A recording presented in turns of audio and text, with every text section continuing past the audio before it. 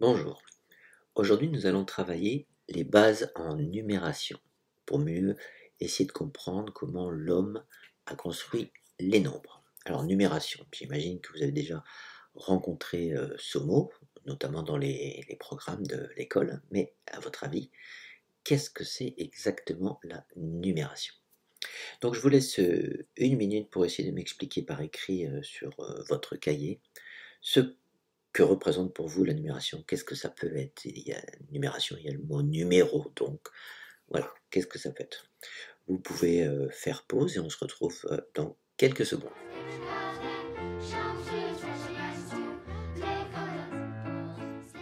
Vous l'avez sûrement écrit, la numération, bah, ça vous fait penser au nombre, elle est liée au nombre.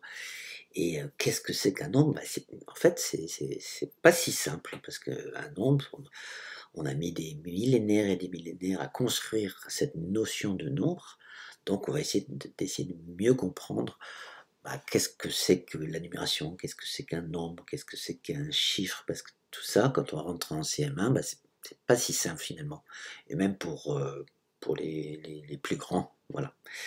Donc on va essayer de voir un petit peu plus précisément qu'est-ce que c'est. Prenons pour commencer un exemple simple. Je vais vous montrer une quantité d'objets, des allumettes, et vous allez essayer de me dire, bah, mesurer cette quantité. Donc c'est parti, voilà. Ah, peut-être que c'était trop vite tout ça. Donc, vous avez vu, j'ai pas réussi à garder en mémoire cette quantité. Donc, il faudrait que je trouve un moyen pour me rappeler exactement la quantité d'objets qu'il y avait. Donc, l'homme, depuis très très très longtemps, a eu besoin de savoir combien il y avait de choses devant lui. Ce qu'il voyait, il voulait savoir combien il y en avait. Il voulait connaître le nombre d'objets qu'il avait devant lui. Donc en fait, c'est une représentation complètement inventée. C'est l'homme, il a inventé les nombres, il n'existe pas un 3, je ne peux pas le mettre dans ma poche. Ça représente juste la quantité d'objets réels qui est devant moi. Donc il a inventé un système pour se rappeler des quantités. Et ça depuis très très très très longtemps. On a les premiers, on a trouvé on date d'à peu près 20 000 ans, l'os d'Ishango, Ishango c'est au Congo, et on a remarqué que les hommes gardaient une mémoire de la quantité tout simplement en marquant des petits traits sur un os. Donc s'ils marquaient 3 petits traits, ils avaient la mémoire de la quantité 3. Donc c'était une représentation de la quantité. Ça ne représentait pas les allumettes, c'est pas des allumettes, c'est une représentation du nombre d'allumettes. Alors ça, c'est important de comprendre ça. Le nombre, ça a été inventé pour se rappeler des quantités. Et ça a été fait bien bien avant l'écriture, parce que l'os, on date à peu près de 20 000 ans, et les premiers écrits, c'est entre 3 et 4 000 ans. Les écrits pour coder du son, des paroles ou du sens. Voilà. Donc il y a bien bien longtemps que ça existe. Alors une première définition qu'on peut faire de la numération, c'est donc cette numération, c'est une manière de représenter les nombres. C'est parce que ça nous aide à garder une mémoire de ce qu'on a devant les yeux, et ça depuis très très très longtemps. Alors, prenons un exemple simple, si on prend deux objets, deux allumettes, les différentes représentations à travers le temps, c'est un petit peu, voilà, nous, alors ça c'est notre système, le chiffre romain, ici la façon égyptienne, la façon chinoise, la façon maya et la façon babylonienne. Donc, depuis des générations, l'homme a trouvé des moyens différents pour représenter une quantité. Donc un nombre, c'est bien une invention de l'homme pour représenter quelque chose de réel, ici les deux allumettes. Observons maintenant la carte suivante. Donc, je vous laisse regarder pendant quelques minutes et je vais vous poser quelques petites questions.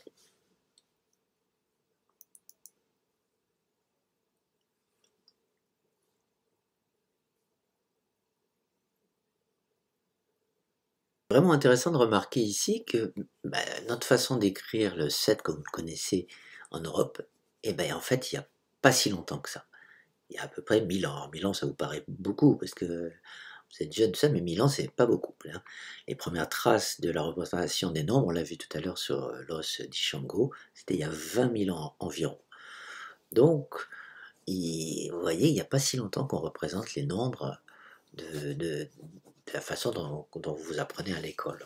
Donc c'est une découverte finalement récente comparée à l'évolution de l'homme, à l'histoire de l'homme, à l'histoire de toutes ces découvertes. Ça c'est intéressant de noter. Donc, première question, sur cette carte on parle de quel nombre est représenté. Donc vous l'avez un petit peu tous deviné, grâce ici à l'Europe, vous savez ce que c'est comme nombre ici, et ici le chiffre romain, vous les connaissez. Donc c'est la quantité, c'est le nombre 7 qui représente la quantité de 7 objets. Voilà, c'est une mémoire de la quantité des 7 allumettes ici. Je l'écris comme ça en Europe, ça vous le savez. Il y a un peu plus de temps, les Arabes, à 1200 ans, ça ressemblait au 7, mais ça s'écrivait comme ça. Les Indiens, un petit peu après, enfin un petit peu avant, et mais ils écrivaient le 7 comme ça. Ensuite, les Mayas, donc, en Amérique du Sud, un petit peu au même moment que les Chinois, deux représentations différentes, donc une barre et deux petits traits, et c'est une barre et deux petits traits. Alors, qu'est-ce que ça veut dire la barre et deux petits traits? Alors, la barre, c'est 5, et puis les deux petits points, c'est 5, 6, 7, voilà, façon de représenter 7. Et les Chinois, même chose, la barre horizontale, c'est 5, et les deux barres verticales, c'est une unité, donc 5 et 2, 7. Les Égyptiens, bah, c'était des petits traits jusqu'à quantité 7. Les Babyloniens, c'était les 7 petits clous, il y a 3 mélans. Et les Romains, ça vous connaissez, vous l'avez rencontré dans les chapitres, dans le nom des rois et tout ça. On écrit les chiffres romains comme ça. Donc on voit bien sur cette carte, il y a différentes façons à travers le temps et l'espace, partout dans le monde, ou une manière différente de représenter cette quantité 7. Donc 7, c'est bien un nombre, attention, j'ai bien 1, 2, 3, 4, 5, 6, 7, 7 allumettes, donc c'est le nombre d'allumettes, c'est bien 7, et ça s'écrit avec le chiffre 7. Alors ça c'est important de bien voir la différence, le chiffre, ça sert à écrire, on écrit la quantité, le nombre 7 avec le chiffre 7, parce que souvent en CM1 on croit que 1, 0, 1, 2, 3, 4, 5, 6, 7, 8, 9, ce sont des chiffres et ce ne sont pas des nombres. Non, non, c'est des nombres, ils écrivent avec un seul chiffre. Les chiffres, c'est comme les lettres des nombres. On écrit les nombres avec des chiffres, et puis les mots, on écrit avec des lettres. Voilà. Donc il ne faut pas confondre le mot et la lettre. Ici, il ne faut pas confondre non plus le nombre et le chiffre. Voilà, le nombre 7, c'est bien un nombre, ça s'écrit avec le chiffre 7. Donc ça, il faut bien faire attention. La différence entre un chiffre et un nombre. Chiffre, c'est la façon dont on le représente. On écrit avec le chef 7, et le nombre 7, c'est la représentation de la quantité d'objets. Donc j'espère que vous avez bien compris ça, parce que c'est important pour la suite.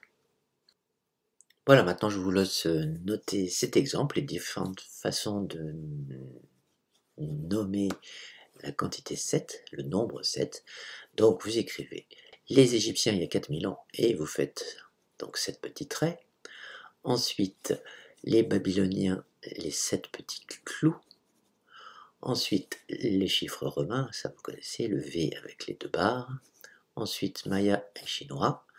Vous écrivez Maya il y a 1800 ans et vous faites le petit dessin à côté. En dessous, vous écrivez les Chinois il y a 1800 ans et vous faites le petit dessin. Ensuite, les Indiens il y a 1500 ans avec le petit dessin. Les Arabes et enfin l'Europe. Voilà, donc vous écrivez ces exemples-là avant de passer à la suite. Vous pouvez faire pause sur la vidéo, le temps de tout bien noter proprement sur votre cahier. On reviendra plus tard sur la numération égyptienne, babylonienne, etc. Mais aujourd'hui, on va s'intéresser à notre numération qu'on appelle la numération décimale de position, base 10. Alors, qu'est-ce que ça veut dire? Numération décimale, ça veut dire 10, ça veut dire que nous avons regroupé, on va le voir, les nombres par 10. Et de position, parce que la position est très très importante. Donc on va repartir de la collection de tout à l'heure d'allumettes, et là je vais vous laisser le temps de compter la quantité de cette collection. Donc je vous laisse quelques secondes pour compter exactement combien il y a d'allumettes, connaître le nombre d'allumettes. Allez-y.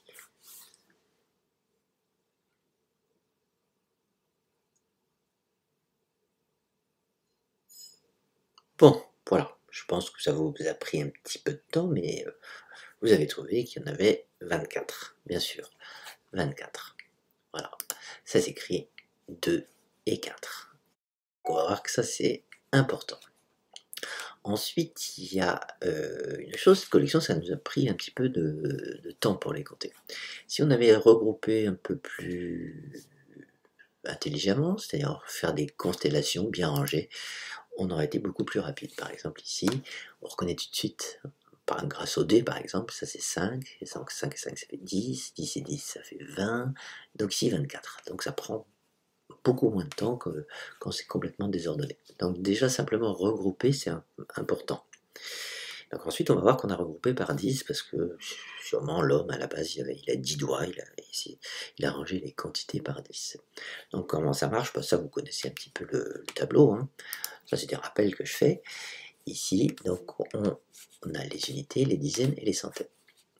Et numération de position, parce que la position est très très importante. C'est pas la même chose que 4, 2. 2 et 4, c'est pas la même chose que 4, 2. Pourtant, si c'est 4 petits cubes jaunes ici, et 2 dizaines, on ne peut pas les écrire comme ça. Voilà, il y a un ordre, ça c'est important. Donc comment ça marche?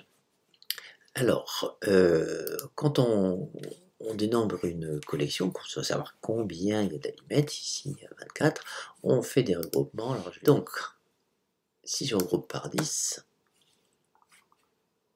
et je regroupe encore par 10, on voit que j'ai 2 regroupements de 10 et 4 unités.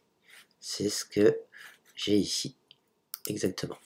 J'ai 2 dizaines, 2 regroupements, et j'ai 4 unités.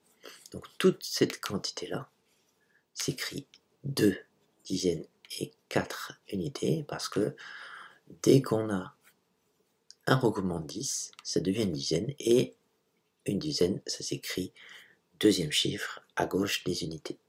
Voilà, donc ça revient à dire que c'est 2 fois 10, et bien 2 fois 10, 20 ici, plus 1. Donc ça, c'est des rappels que vous avez déjà vus, c'est la base 10. Bon, alors maintenant ce que je vais vous demander comme exercice, c'est au lieu de faire la base 10, nous allons essayer de ranger cette même quantité, cette collection d'allumettes, en regroupant par 5. Et on va voir que si on regroupe par 5, comment ça va s'écrire. Donc je vous laisse réfléchir quelques secondes, et je reviens vers vous tout de suite. Donc maintenant, ce que je vous demande de faire, c'est de changer de base, de ne pas faire la base 10 comme vous avez l'habitude de faire, mais regrouper par 5.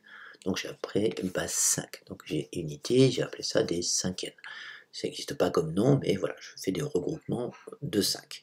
Donc comment on va pouvoir écrire quel est le nombre en base 5 qui va représenter cette quantité, cette collection d'objets? On a vu en base 10, c'était 24. Donc 24, ça s'écrit en base 10, 2 dizaines et 4 unités, mais en base 5, comment ça va s'écrire? Donc je fais des regroupements de 5. Donc je prends mon petit cube et je fais des regroupements de 5. Donc j'en ai 1, 2, 3 et 4. 4 regroupements de 5. Et 4 unités toutes seules. Donc ça, comment ça va s'écrire? Ça va s'écrire 4 cinquièmes. Voilà, 1, 2, 3, 4, 5, 1, 2, 3, 4, 5, 1, 2, 3, 4, 5, 1, 2, 3, 4, ça fait bien 20, 5 fois 4, 20, et 4.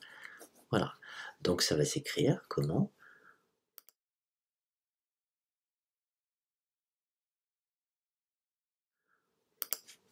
4 cinquièmes, 4 fois 5, plus 4 unités.